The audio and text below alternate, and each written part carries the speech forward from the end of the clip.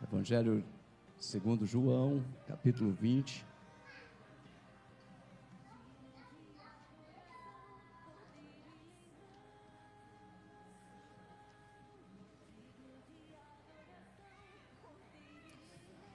Capítulo 20, versículos 19.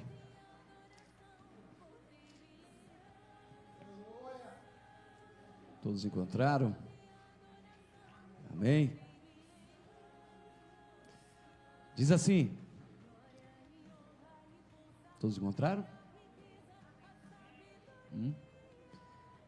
Nos diz assim: ao cair da tarde daquele dia, primeiro da semana, trancadas as portas da casa onde estavam os discípulos com medo dos judeus, veio Jesus, pôs-se no meio dele e disse-lhe: paz seja convosco. Dizendo isso, lhe mostrou as mãos ao lado, e alegraram-se, portanto, os discípulos ao verem o Senhor. Disse-lhe, pois, Jesus outra vez: paz seja convosco. Assim como o Pai me enviou, eu também vos envio. E havendo dito isso, soprou sobre eles, dizendo: recebei o Espírito Santo. Senhor Deus, eu te louvo, ó Pai, pela palavra viva, que foi escrita por homens inspirados por Ti. E estes homens, ó Deus, inspirados, trouxeram esta mensagem para a Tua igreja, e nós somos a Tua igreja, e queremos viver uma vida de intimidade com o Senhor, em nome de Jesus, amém. Meus irmãos, a gente vai olhar que os discípulos, eles agora se encontram depois da morte de Jesus. Jesus, ele foi levado à cruz, depois do terceiro dia, aí no domingo, o primeiro dia da semana, no primeiro dia da semana, o que acontece? Os discípulos, eles estavam amedrontados. Como? Estavam todos no seu lugar, na sua casa, chamado um sinédrio, e eles estavam com medo dos judeus. Aqui a Bíblia está dizendo que eles, com medo dos judeus, eles ficaram trancados, e eles ficaram naquela coisa do medo. Homens que andaram com Jesus, que estiveram com Jesus, eles passaram a viver uma vida de agonia, de medo, amedrontados. Eram homens que eram para terem coragem, eram homens para viverem corajosos, mas eram homens que agora estão com medo. Eles estavam com medo de acontecer com eles o que aconteceu com o mestre. Então, encontra esses homens acovardados, tímidos, com medo, e eles não queriam assumir que eles eram cristãos. Para muitos, o cristianismo acabava ali, mas a gente vai aprender que, da mesma forma que aqueles discípulos viveram a vida para ter intimidade com Deus, viveram a vida andando com Deus, viveram a vida de empolgação, uma vida superlativa, uma vida grandiosa, estes homens agora estão com medo. Mas muitas vezes, nós também da igreja do Senhor, estamos amedrontados com o mundo, com medo das situações, com medo da perseguição, com medo das afrontas, com medo de tudo e de todos. A igreja do Senhor, ela se encontra hoje entre quatro paredes. As igrejas que foram, a palavra eclésia ou eclesia, ela quer dizer para fora, e a igreja ela está para dentro.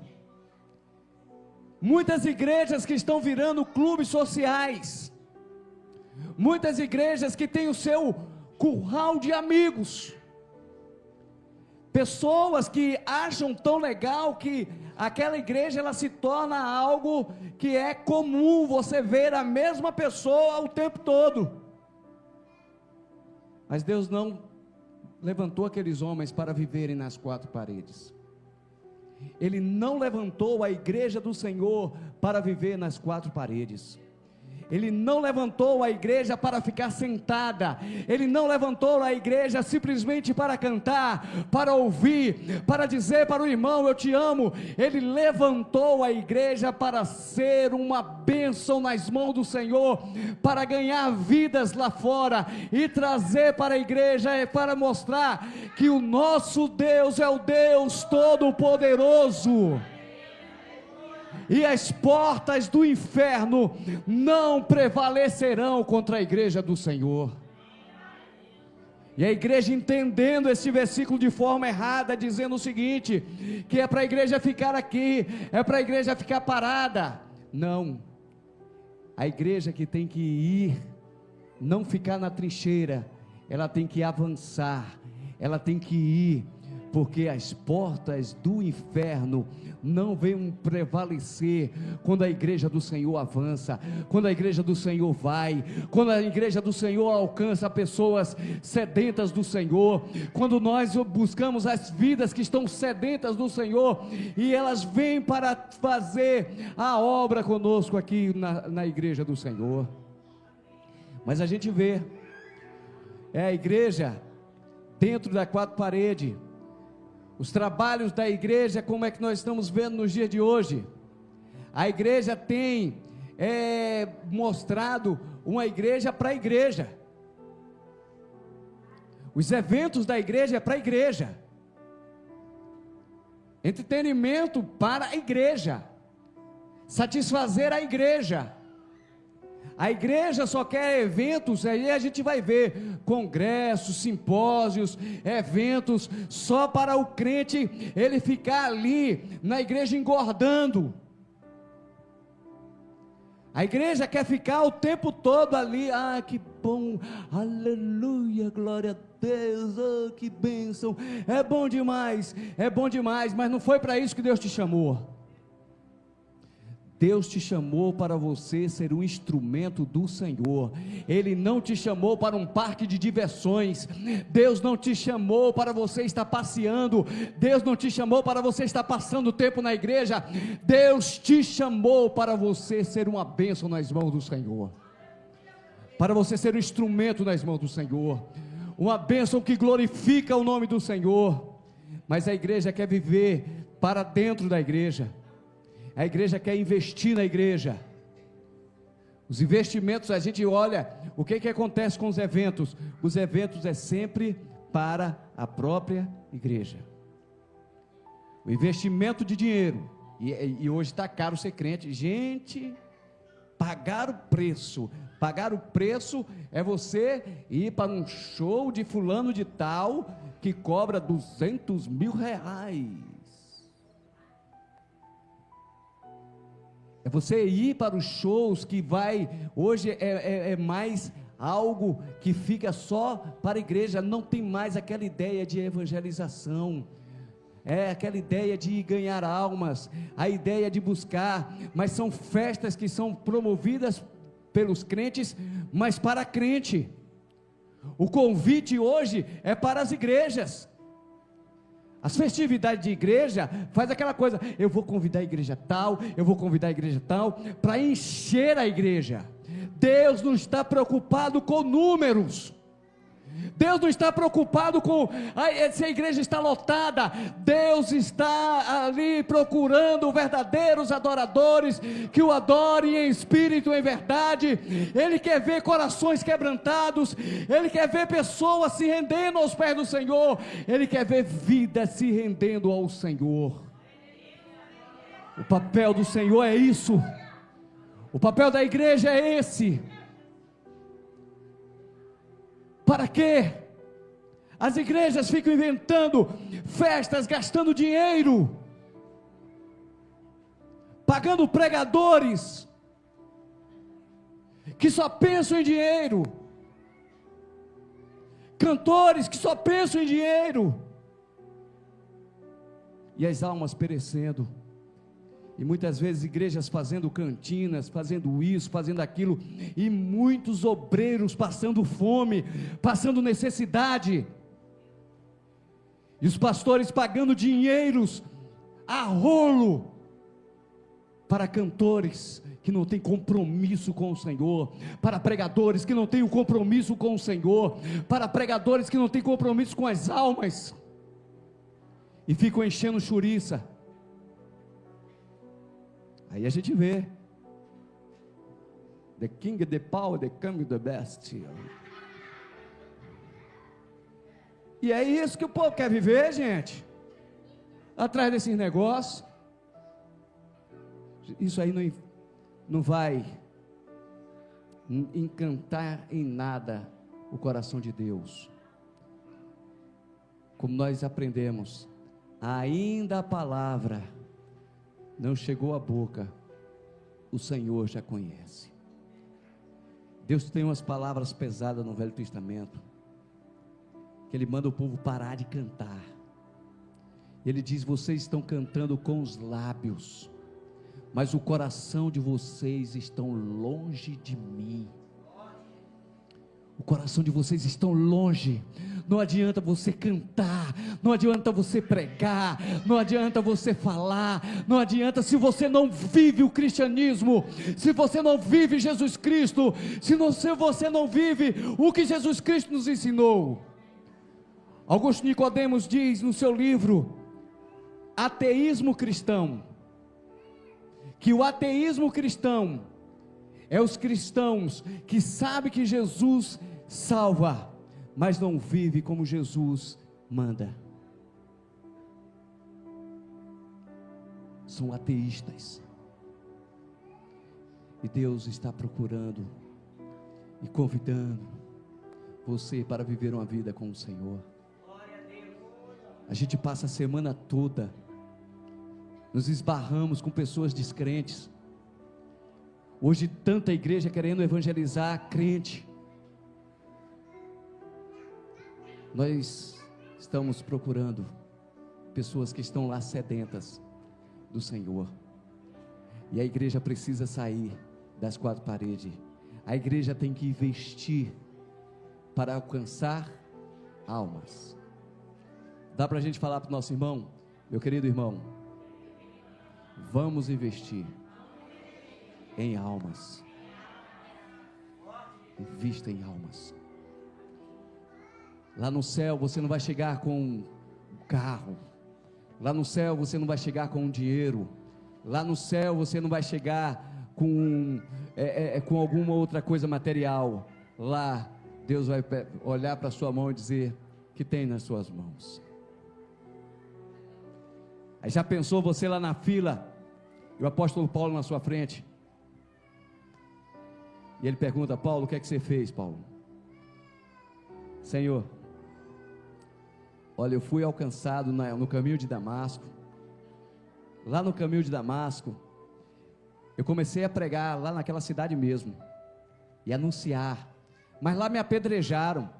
Voltei para Jerusalém, não acreditaram em mim, mas aí um homem chamado Barnabé investiu em mim, e eu comecei a aprender mais sobre Jesus, e comecei a anunciar sobre Jesus, a falar sobre Jesus, e eu fui para a primeira viagem missionária. Depois da primeira viagem missionária, eu fui para a segunda viagem missionária. Depois da segunda viagem missionária, eu fui para a terceira viagem missionária. Depois que eu fui para a terceira viagem missionária, eu fui preso, fui levado injustamente, fui surrado, apanhei, fui preso, mas mesmo assim eu escrevi, e para aquela cidade, e para aquele povo, eu comecei a escrever cartas, para alcançar aquelas famílias, aquelas cidades. E escrevi para Coríntios, escrevi para Efésios, escrevi para Colossenses, para Colosso, escrevi para várias cidades, Anunciei para várias cidades o Evangelho. Sofri naufrágio, fui picado por cobra, mas no final da minha vida eu disse: combati o bom combate, encerrei a carreira e guardei a fé. E aí já pensou Deus olhar para Paulo e falar: só isso? É, Senhor, só isso. E aí se Jesus perguntar: e você? O que você tem nas suas mãos? Ah, eu ia para a igreja. Só isso? Foi para isso que eu te chamei? Foi para isso que eu te dei uma ordem: ide por todo o mundo e pregai o Evangelho? Foi assim que você me obedeceu, vindo para a igreja, indo para os cultos, passando tempo na igreja? Quantas pessoas passaram perto de você, carente de mim, e você virou as costas?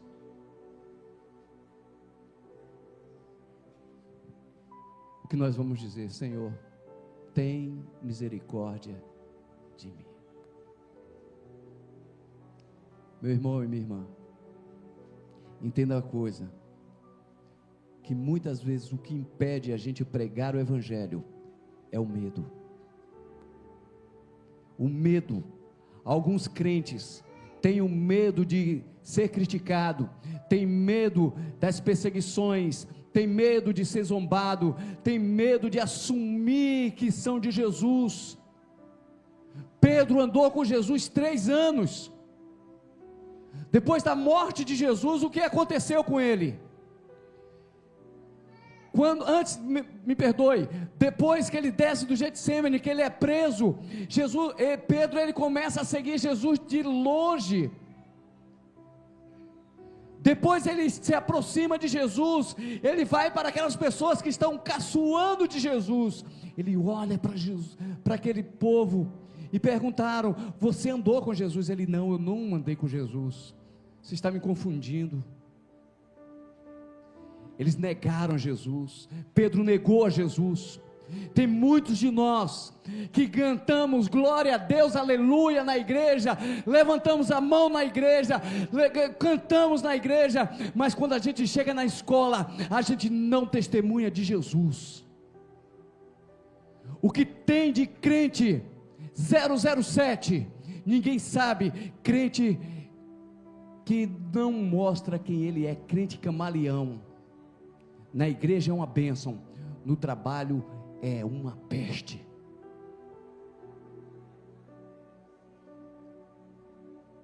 Nós precisamos testemunhar de Jesus na igreja e fora da igreja. Nós precisamos testemunhar de Jesus no trabalho, na nossa casa, na nossa rua, na nossa vizinhança, aonde passarmos, a glória de Deus tem que resplandecer entre nós. Nós estamos como sal no saleiro, nós precisamos sair do saleiro e temperar vidas que estão precisando de Jesus. Mas na igreja a gente precisa sair e entender e tirar o medo. A Bíblia diz que o amor lança fora todo medo. O que é que encoraja? O que é que encorajava aqueles irmãos quando iam para as arenas dos leões? Quando soltavam os leões, eles não titubeavam. Ele não dizia: ei Nero, ei, libera que eu quero negar Jesus. Não, a Bíblia não fala, mas a história conta que eles cantavam louvores, eles adoravam o Senhor, eles proclamavam Jesus, mesmo na morte, porque eles entendiam uma coisa: se eles tombassem aqui na terra, eles estariam com o Senhor na glória eternamente. É essa convicção que nós precisamos ter, é esse medo que nós precisamos tirar, porque maior é o que está em nós do que o que está no mundo. Aquele que disse: estarei convosco todos os dias, jamais nos abandonará. Fale para o seu irmão: querido, não temas, o Senhor é contigo. O Senhor é com você.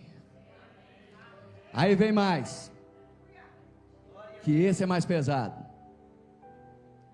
Tem muita gente que não prega Jesus com a ausência de Jesus.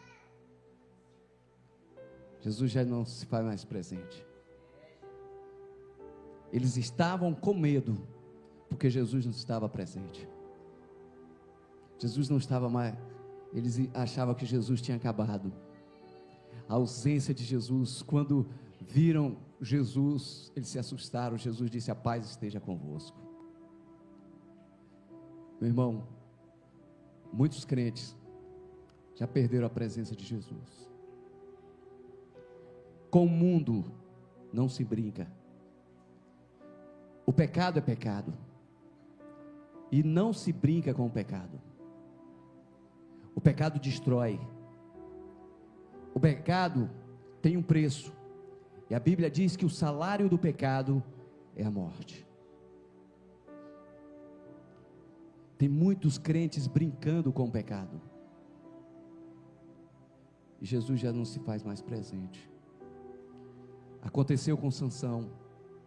Sansão disse: eu vou novamente contra eles como eu fui antes. Só que Deus não estava mais presente na vida dele. Ele ficou cego, rodando o redemoinho e servindo de chacota nas mãos do inimigo. Tem muitas pessoas que pensam que estar na igreja é o suficiente. É muito mais do que isso. Deus quer fazer de você uma bênção, mas você precisa ter intimidade com Deus. Deus só usa quem é amigo dele. Deus só usa quem anda com ele. Deus só usa as pessoas que o temem. Sem o temor do Senhor não há unção. Sem intimidade com Deus não tem unção. Outra coisa,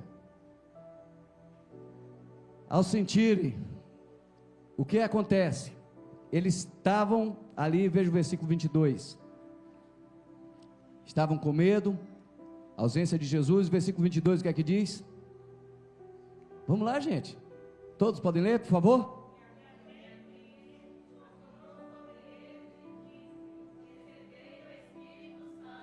Meu irmão, o que nós precisamos é o sopro de Deus em nossas vidas. Nós precisamos do sopro de Deus para nos usar. Sem o Espírito Santo de Deus, a igreja ela é morta. Sem o Espírito Santo de Deus, a igreja, quando ela não tem o Espírito Santo de Deus, ela não é irrigada, e quando ela não é irrigada, ela murcha, ela seca, ela morre. O Espírito Santo de Deus muitas vezes não está fazendo parte da igreja mais. Por isso nós estamos vendo igrejas morrendo, crentes morrendo, sem vida, secos, sem empolgação, porque estão morrendo. Não há como Deus usar a igreja se o Espírito Santo de Deus não é o Senhor da igreja. Se o Espírito Santo de Deus não for o Senhor da sua vida, se o Espírito Santo de Deus não guiar a sua mente, se o Espírito de Deus não guiar o seu viver, se o Espírito Santo de Deus não tiver intimidade com você, você vai secar, você vai morrer. E o que aconteceu? O Senhor soprou. Aqueles homens ficaram felizes, mas continuaram ainda ali, ainda não saiu. John Stott, ele diz o seguinte: não existe missões. Antes de Deus fazer missões, Deus encheu a igreja com o Espírito Santo dele. Se a gente quer fazer missões, nós precisamos do Espírito Santo de Deus em nossa vida. Nós precisamos buscar uma vida com o Senhor, com Deus. Deus quer te usar. Deus pode te usar Você não pode passar tempo na igreja, simplesmente vindo para a igreja, caminhando na igreja. Deus tem algo ainda extraordinário para a sua vida. Deus não quer que você viva essa vida mirrada. Deus tem algo extraordinário para você. Mas o que eu posso fazer, pastor? Primeiro, confiar na palavra do Senhor. Fique aqui até que o Espírito Santo desça. O que eles fizeram? Eles passaram 10 dias em oração. Eles acreditaram, vai vir. Acho que passava um dia, não veio. Veio outro dia, não veio. Veio outro dia, não veio. Mas eles estavam ali constantes em oração. A Bíblia diz que eles estavam unânimes, orando, buscando. No 10º dia, no dia de Pentecoste, eles orando, desceu sobre a igreja línguas como de fogo, e eles começaram a falar em outras línguas, e a igreja saiu daquele lugar que estava com medo dos judeus. Aqueles homens saíram pregando, anunciando, e um dia falaram: Pedro, nós vamos te liberar se você parar de falar de Jesus. Ele disse: como eu vou deixar de falar daquilo que eu vi e daquilo que eu vi, porque o Senhor me salvou. Eles tinham paixão pelo Senhor, eles agora não temiam a morte, eles sabiam que a morte simplesmente seria a passagem, a promoção para eles estarem com o Senhor eternamente. Nós precisamos crer nas promessas do Senhor, e as promessas do Senhor não estão em voz de homem. As promessas do Senhor estão na palavra de Deus. É a palavra de Deus que é o nosso guia, é a palavra de Deus que é a nossa bússola, é a palavra de Deus que é o nosso GPS, é a palavra de Deus que vai nos orientar, é a palavra de Deus que vai nos confrontar, é a palavra de Deus que vai salvar. Além de crer na palavra de Deus, eles guardaram a promessa. Eles estavam como?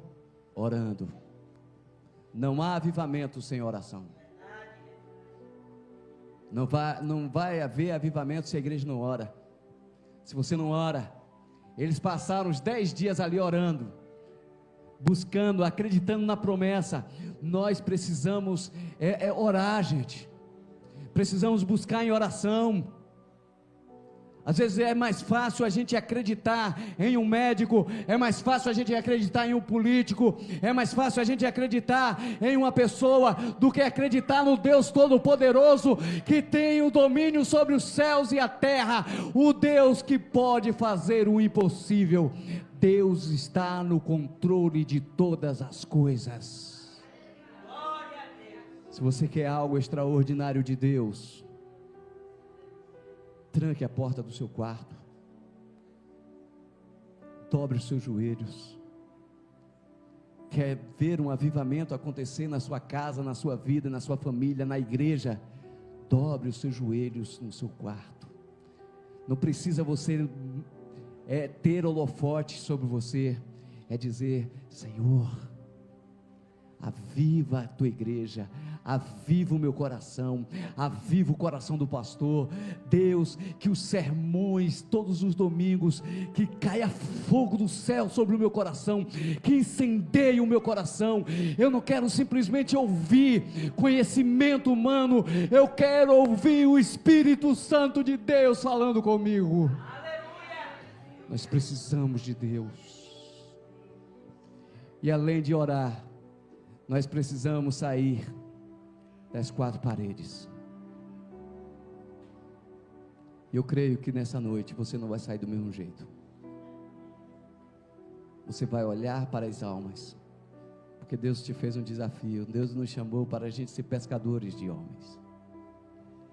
É interessante que um pescador natural, ele tira o peixe da vida para a morte. Quando nós alcançamos uma alma, nós tiramos da morte para a vida. Deus quer te usar. Você quer sair das quatro paredes? Vou perguntar novamente. Você quer sair das quatro paredes? Você quer sair do seu comodismo e ser uma bênção nas mãos do Senhor? Eu quero te convidar a ficar em pé. E eu quero orar por você. Em nome de Jesus.